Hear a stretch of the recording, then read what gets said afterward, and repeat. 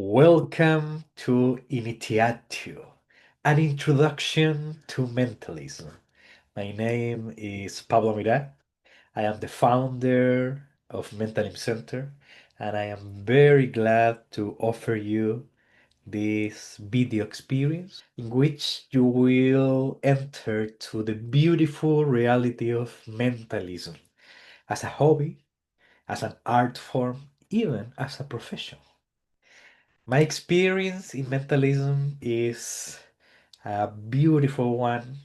Thanks to mentalism, I have a meaning, I have a profession. I am half time professional in terms of creative, obviously moving mentalism center, my own professional performance, theatrical performance, consulting, offering different online courses and video lessons and books, ebooks. So as you can see, mentalism, in my experience, is a beautiful flower that flourished when I was 17, 18. Now I am 37, so you can do the math. Thanks to mentalism, I had wonderful experiences, beautiful friends, lectures, performance all around the world, both in Spanish and in English, because I am located in Chile, a beautiful country in South America. And you can see that maybe mentalism can give you some of this, maybe different, maybe similar. We don't know. Each human being inside of the world of mentalism has her and his own possibility. You don't need to do it professionally to do successfully. Maybe you just want to keep your performance in a social level. Go for it. Each person has a unique goal and meaning with mentalism. And that's the point, to discover it. Mentalism is not just about tricks, it's not just about having the ultimate gimmick that the mainstream marketplace is offering you. It's about something else. It's about sharing a mental mystery. It's about self discovery. It's about tapping your inner potential and much more. So let's go. What is mentalism? The basic concept. And it's very important to observe kind of the background, even of the word, because the word is not just a word that describes this art form, this practice, this hobby, but comes from philosophy, the esoteric philosophy of Hermeticism. If you study a little bit about that, which I highly recommend you, you will find that mentalism is kind of this paradigm, this view of reality as mind based. Everything is not made of atoms, but mind, words, language. So that's kind of the first encounter with the possibility of mentalism as a real daily experience. Becoming a mentalist is not just about doing mentalism or mental tricks or mental magic. It's about experiencing the power of your mind every day, daily. And if you have that experience through your performance, through your effects, routines, performance pieces, you will be able to share not just a cool trick, but a little bit about you. And that will be our approach. And that's our approach at Mentalism Center in our courses and ways to show you the potential of your skills. It's not just about tricks, it's about creating real experiences of mystery. So, in more conceptual terms, in my book Simple Mental, I offer this first essay as a small introduction in which I describe and define mentalism as the performance art in which the performer mentalist entertains his audience with an act based on interesting mind related abilities. So that definition, if you reflect upon it, you will realize that it's very important to have a very clear understanding of what are you doing.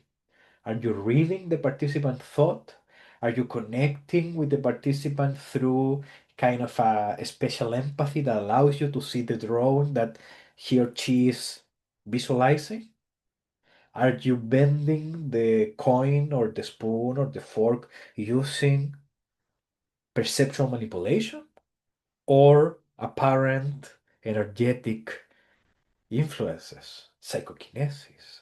Are you predicting the future because you are kind of the new prophet of the world? Or maybe you have kind of psychological techniques that allow you to mimic the experience of prediction, right? It's very important in mentalism both to learn the essential definitions that authors, classic authors, gives us to experience mentalism, and after learning this, it's very important for you to create your own definition. Because at the end of the day, each mentalist has their own ways to observe this kind of more open definition. That's why it's so relevant in mentalism to create a persona, a character, an avatar that clearly observes his, her own skills. What can I do? Can I read minds? Yes. Maybe I cannot predict the future, but maybe I can influence thoughts. So that looks like prediction. Or maybe I just can bend metal. Or maybe I just can close my eyes, put blindfolds, and I can perceive things. It's your choice. But as a general guideline for me, less is more. Is the minimal principle. Less is more. Don't try to do everything because if you do everything, maybe you will not find your speciality, your special skill. Some performers just read thoughts. Some performers just do one piece. And if you work a few pieces in your repertoire, close up, social performance, professional, doesn't matter, maybe you will find much more richness than if you try to do everything, especially if you believe in the first place that you need to have every new release that the marketplace is offering you. No, you don't need that. Buy a few things, of course, but learn the essentials. And if you learn the fundamental principles and aspects and you develop those skills, you will find that your tools are very simple because you will cover what you want to do just with those things. And obviously, you can experiment and get new methods, of course. I am not denying that. I am a creator, right? It's very important to play with different possibilities, but we need to play in those possibilities as soon as the roots are formed, as soon as we are grounded in the relevance, right? So, this is one name that, at least at the Mental Imp Center, you will hear a lot. Theodore Kahneman, Ted Kahneman, one of our grandfathers of mentalism, we can say. You can study his works, and even a few of those are free. You can check at Mentalism Center our categories, and you will find free content, free books, and you will find a few of Kahneman's. Obviously, if you can buy them, they are amazing works. Some things obviously need to be updated, but your own creativity can be poured in that.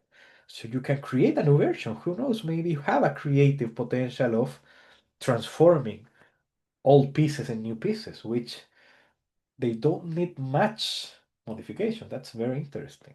We can even use the classic methods and they can still work, which is amazing, right? Kahneman said that mentalism is kind of a grown up phase of magic. Magic is beautiful in terms of this transformation, the performance of impossible acts. Cool. But mentalism has something different to offer. It's not just magic tricks with a mental flavor, as some people said, but is kind of the creation of the possibility that maybe what you are doing is genuine. That's the mystery. And we label these arts, these practices, magic, and mentalism, hypnosis, all that, as mystery performance. And what's the meaning of that? Keep the mystery. Don't say nothing. Don't try to explain how you do it. Let them imagine. But obviously, don't let imagine the rational things of, maybe you do this, you do that. No, it's the fantasy world of can you really connect to my thoughts? Can you really see the visions of the future, right? That's the fantasy that we want to stimulate in order to inspire people. It's not about fooling, deceiving. It's not about being better than the other person. It's inspiring people to observe a new reality, a new possibility, which is beautiful, right? So, mentalism allows us to do that. And what is beautiful is that we don't need psychic powers. We don't really need them. Let's imagine that that exists, right? We don't need that. That's a beautiful thing. We need our natural abilities of observing deeply, to pay attention, to move attention. Some people call that misdirection. I prefer to call it direction. It's not about distracting someone so they don't see what I am doing. No, it's about attracting attention. So what I am doing is so attractive that they don't care about what I am doing with my hands or whatever, right? Learning those principles is fundamental so you don't get caught, you don't expose the method, right? That's so relevant. That's why you need to practice and you need to rehearse. Practice is learning the move, learning the core method. Rehearsal is doing the performance without an audience, to imagine yourself physically or just mentally that you are doing the performance. You're entering to that reality and you are in that moment. So you are talking with people, you are moving, right? So then the method is so camouflaged into the dynamics, into the choreography, natural movements, that people can grasp a logical answer. They only can try to imagine that the narrative that you are offering is maybe plausible, that maybe people can touch their intuition to know what can't be known, unconscious knowing, right? All that I am offering comes from my own exploration, my own interest, right? You can be inspired by what I am telling you, of course, but also you need to create your own language, your own understanding of what are you doing. Imitation at the beginning is fantastic. Then you need to innovate. And the real innovation is your own authenticity. Robert Nelson, another master that sadly is very underground, says that magic and mentalism have little in common, except that they both endeavor to entertain through mystification. Very interesting, right? You need to learn how to mystificate someone, how to enchant someone, how to attract attention. That same skill that some people in the politics have, some people in the business world have. You need to create to explore your possibilities as performer. Again, doesn't matter if you're a professional or casual, that you want to learn a few things to entertain your friends, or doesn't matter. Doesn't matter. Maybe you want to connect with other people on the streets.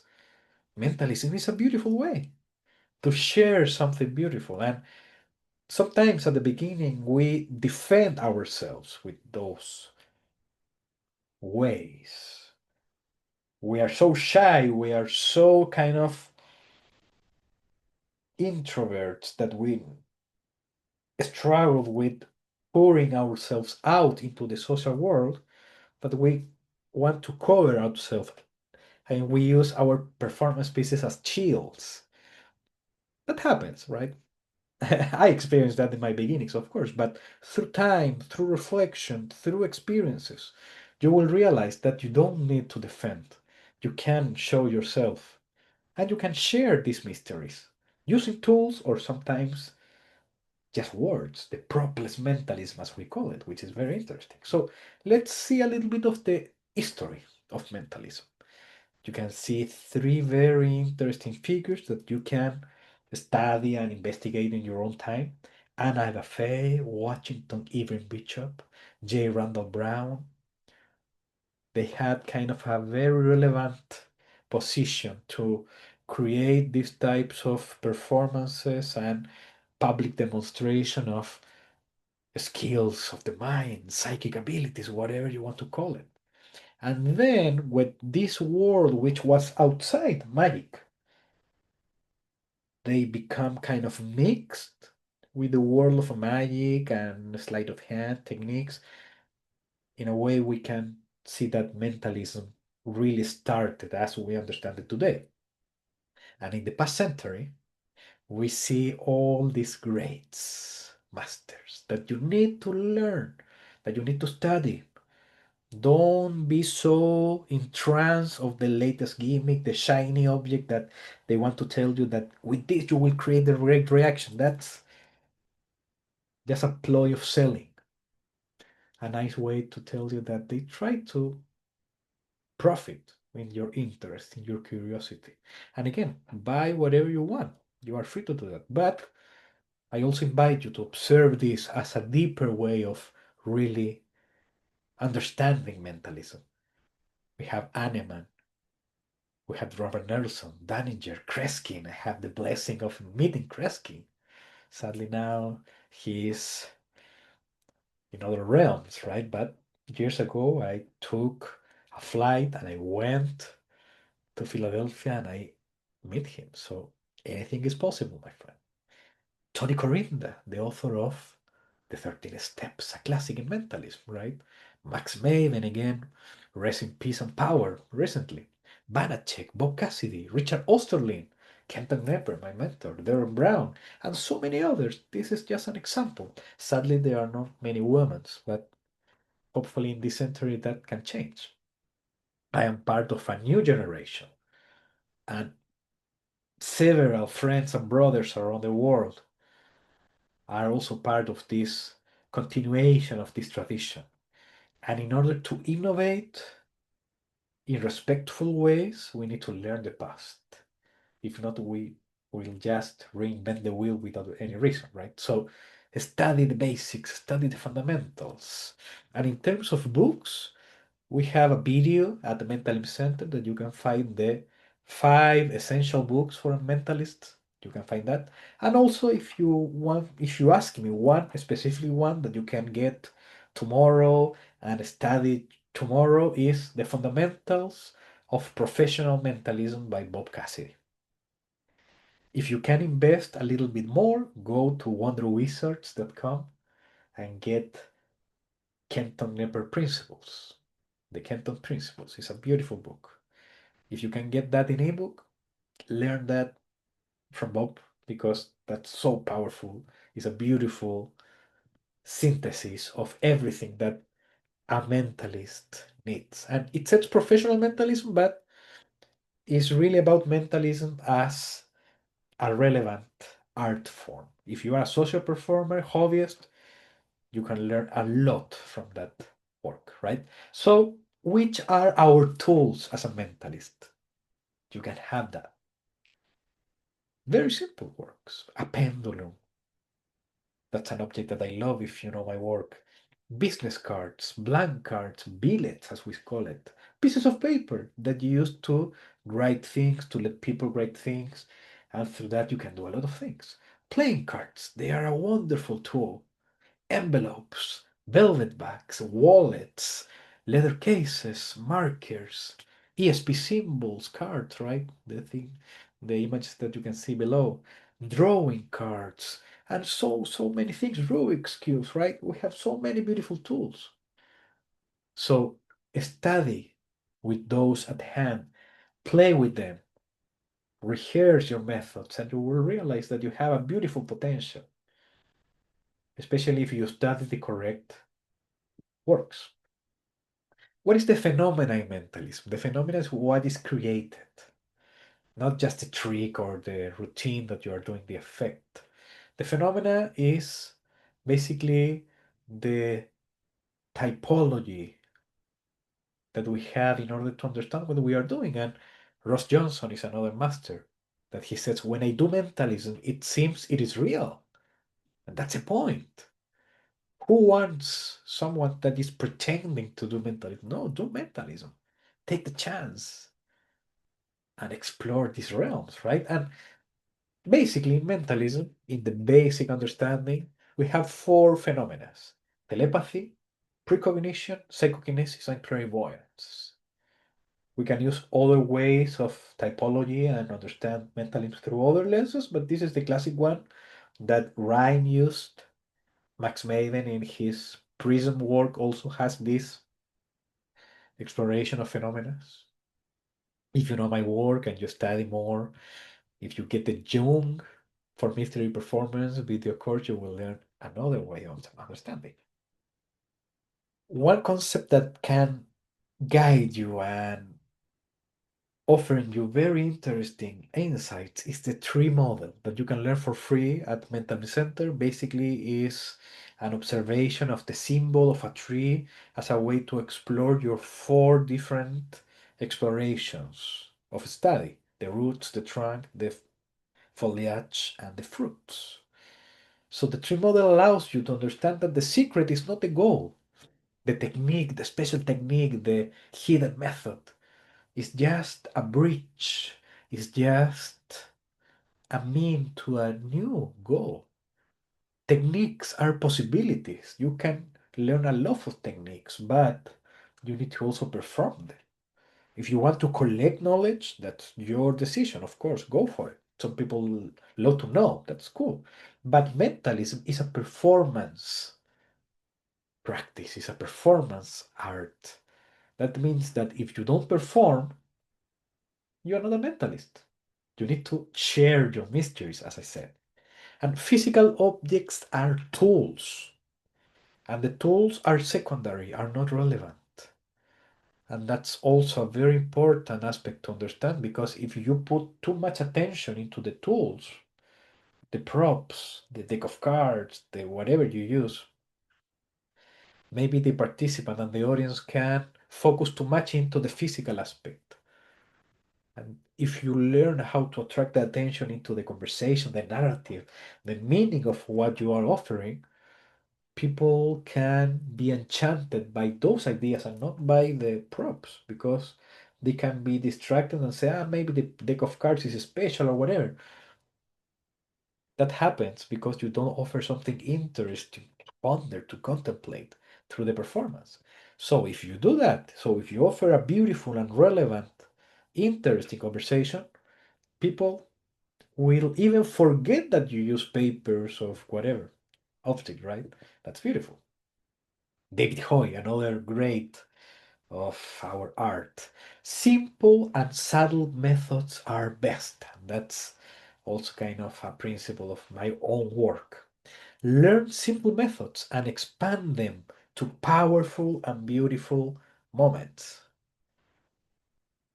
Learn simple methods. Learn the classic principles in mentalism, the force, the peak, the secret writing.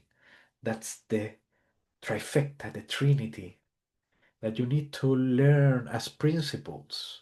There are various ways of forces. There's various ways of picking. There's various ways of secret writing. If you explore that, you will learn the principles.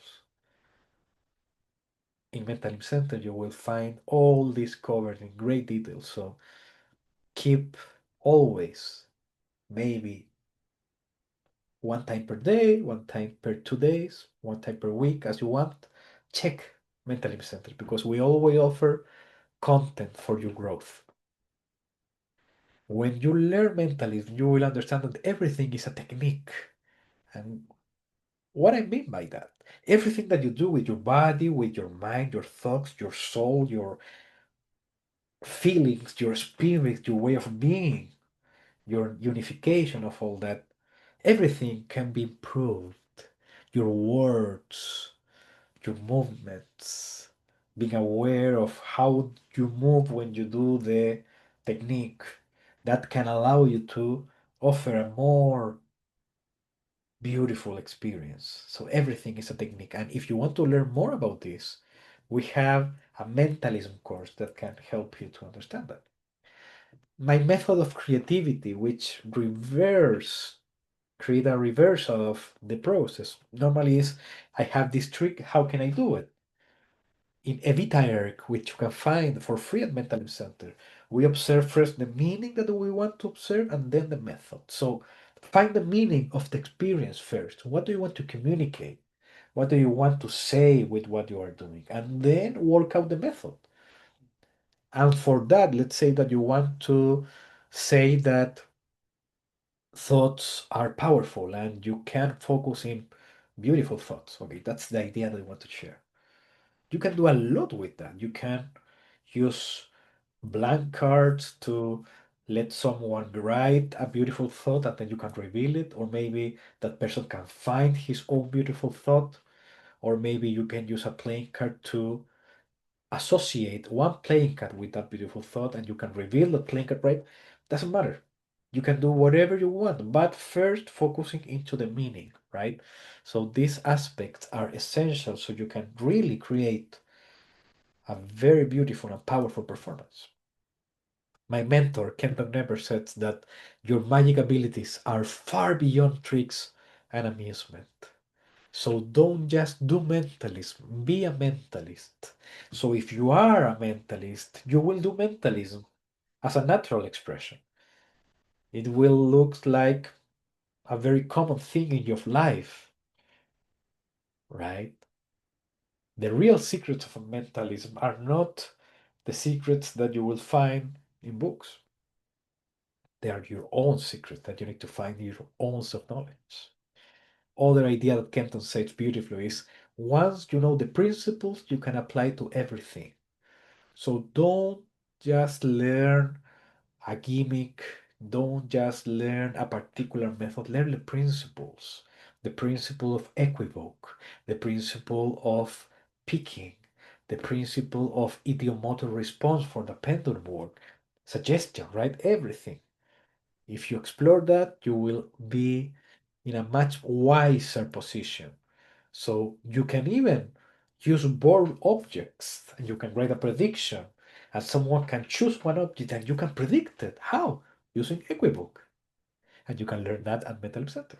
Bob, one of the greatest, plays three different possibilities. I am a magician doing tricks with a mental flavor, a pseudo mentalist, or I am a mentalist, creating the belief that what I am doing is very possible real. I like to think that I am the latter. We have three possibilities. Hopefully, you can also choose the more mysterious one, right? But magic is beautiful, but most magicians are just doing tricks. They don't do magic. So hopefully you can do mentalism that feels genuine. Another master in our craft that you can find in a beautiful interview with Corinda. His name was Maurice Fogel. He says that aim at quality and not quantity. Some people at the beginning of studying mentalism, they get too much information, so much that they become drowned by knowledge and they do nothing because they get paralyzed. Don't fall into that. Choose a few pieces, 7 pieces in your repertoire. That's it. And master them and know them and change them and play with them. You can play with other things, of course, but structure your repertoire in just a few pieces that can be very authentic for you. Max Maven, other great that sadly is not with us anymore, but in our minds always. We have the potential to instill a sense of wonder in our spectators, perhaps to a greater degree than in any other branch of entertainment. It is literally a wonderful game. Such a beautiful words from Max. So if you want to learn beyond Mentalism Center, of course, I can recommend you these sites. Wonder Wizards, the site of my mentor, Kenton Nepper, library.com, you will find a lot of beautiful new and old books, and Osterlin Mysteries, the site of Richard Osterlin, one of the greatest as well. Advance your mentalism day by day. I am sure that maybe this video is being watched by a true beginner, but also friends and colleagues in mentalism. And I invite you to take the mentalism course because this course will offer you a fascinating new exploration, a new possibility. You can see mentalism through a new paradigm, a systematic approach. And every student that I had in this course told me that they receive a new, fresh observation of mentalism. I also invite you to check my books. I have several books with different topics, different focuses that can help you and guide you in your learning experience. So, thank you very much for your time. I hope that this exploration can give you a beautiful new observation if you are just a beginner or if you watch this by curiosity. I hope that this can ignite the inner fire of mentalism because we need good mentalism. We need beauty. We need reminders of the potential of our mind. Thank you very much and hope that you have a beautiful day.